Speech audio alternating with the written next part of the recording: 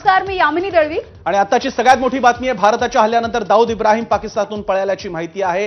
छोटा शकील आणि मुन्ना झिंगडा ही पाकमधून पळाले आहेत असं समोर येत आहे। सूत्रांनी दिलेल्या माहितीनुसार दाऊदनं पाकिस्तान सोडलंय।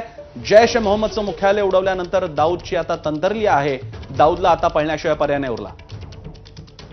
सूरज ओझा आपले प्रतिनिधी याविषयी अधिक माहिती देतात। सूरज, दाऊद कुठे पळालाय? नक्की प्रसन्ना, जेव्हा इंडियाने एअर स्ट्राईक केल्या पाकिस्तानवर त्यापासूनच इंडियन एजन्सीची बारीक अशी नजर आहे तिथे काय काय घडतंय, कोण कोण कुठे गेलेलं आहे।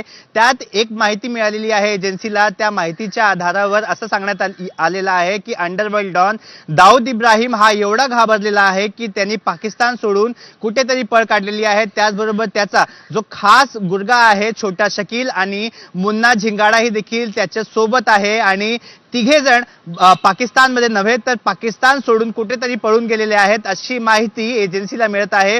एजन्सीला असंही कळालेलं आहे की हे एवढे घाबरलेले आहेत, त्यांना असं वाटतंय की लष्कर ए तैयबा आणि जैश ए मोहम्मद हे जर टार्गेट झाले तर आपल्यावरही देखील टार्गेट होण्याची दाट शक्यता आहे, नाकारता येऊ शकत नाही। ते एवढे घाबरलेले आहे त्यासाठी ते कुठेतरी अंडरग्राऊंड झाल्याचा देखील बोललं जात आहे।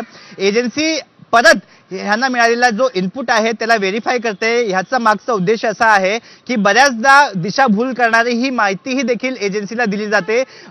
तो पाकिस्तानमध्ये कुठे लपला असणार अशी माहिती दिली जाणार की तो पाकिस्तान सोडून पळून गेलेला आहे, तर ह्यालाही देखील व्हेरीफाय करण्याचं काम सध्या सुरू आहे। मात्र जी प्राथमिक माहिती एजन्सीला मिळालेली आहे त्या आधारे दाऊद इब्राहिम हा पाकिस्तान सोडून घाबरून पळून गेल्याचा एजन्सीला कळतंय। जी दिलेल्या या माहितीबद्दल एकूणच दाऊदला आता शेवटचे दिवस उरलेले आहेत आयुष्यामधले, ते सुद्धा आता धड पाकिस्तानमध्ये घालवता येत नाही, कारण कोणत्याही क्षणी भारतीय लष्कर किंवा त्यांचा बॉम्ब त्यांच्या घरावरती, दाऊदच्या घरावर पडू शकतो।